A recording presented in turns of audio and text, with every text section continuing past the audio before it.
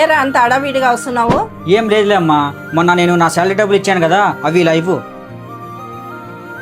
ఎందుకురా ఈ డబ్బులు? సెల్లు కొనే కదా దాచిపెట్టిండేది. నా ఫ్రెండ్ నవీన్ ఉన్నాడు కదమ్మా, మంచి బిజినెస్ పెడుతున్నాడు, అందుకోసమే. సరేరా, జాగ్రత్తగా. సరే అమ్మా, వాడు అలాంటోడు కాదులే అమ్మా.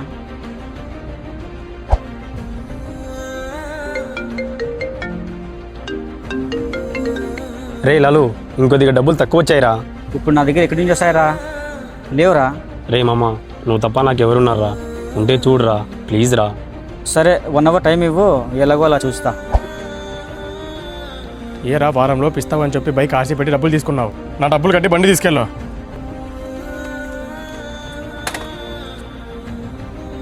ఏరా ఏం జరుగుతుంది? ఎవరు అబ్బాయి?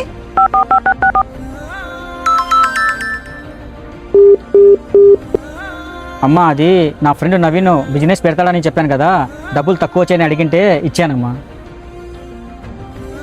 ఏరా కాల్ చేసి కట్ చేస్తున్నావు?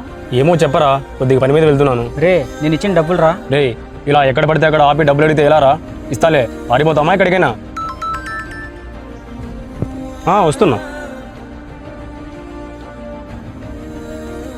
దయచేసి అందరూ మనోళ్ళే అని నమ్మి మోసపోకండి.